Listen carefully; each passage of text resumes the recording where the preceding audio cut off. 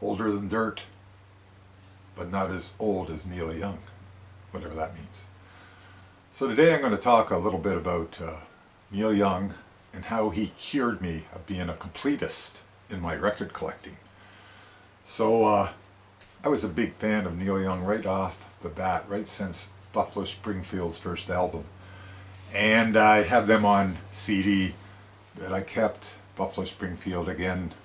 I love Mr. Soul. I think it's one of the best songs of all time.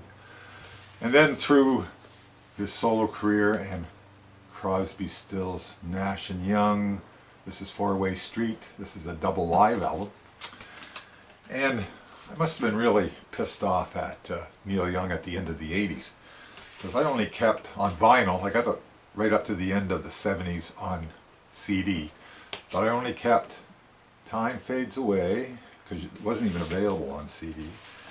I kept Harvest, which isn't my favorite album. I don't know why I kept this one. And I got the Stills Young Band. And that's all the Neil Young I got on vinyl, although I was one of his biggest fans at one time. So during the 80s, I think I got Hawks and Doves I bought new. Reactor I bought new. Listened to it for a little while. Hawks and Doves, just, I don't remember it at all. And then I bought Trans new. I don't remember Trans too much either. And then everything else in the, well, up till 87, I got secondhand. And I had Everybody's Rockin', Old Ways, country album, Landing on Water, which I listen to today on Spotify. Ooh. And Life, which I listen to today on Spotify, and I missed something because I was really pissed off at him. I got rid of all those albums from the 80s right away. I just said, no more am I going to be a completist and collect somebody's whole catalog. Although I do have a few catalogs that are complete, but they're the ones that sort of had good albums right up to the end, like the Jefferson Airplane, and not too many bands. The biggest problem is that after I got a lot of these records used, I went back and listened to them. Oh boy. And Everybody's Rockin' with the Shocking Pinks or whatever they were called. Couldn't listen.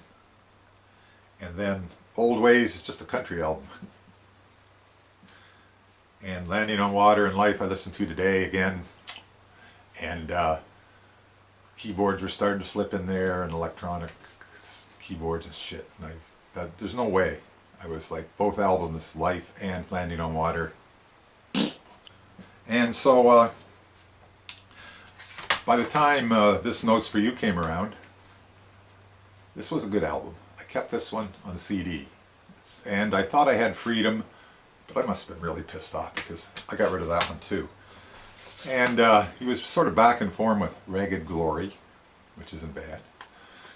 And then I skip ahead to Harvest Moon, which it's okay. I'm not overly thrilled about it.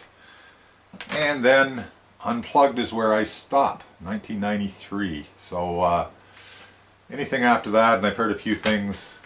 I went to Spotify and listened to a few things, and nothing caught on. Anything that I'm going to listen to is going to be on CD and prior to 1980. So I guess it was one good thing came out of it, because now I don't have to collect everybody's catalog, which to me is probably a cheaper route to go. And in a lot of cases, it's the best route to go, because a lot of catalogs peter out at the end, and I'm not going to listen to their later albums unless they were something out of the ordinary. So, so long. Older than dirt, but not Neil Young.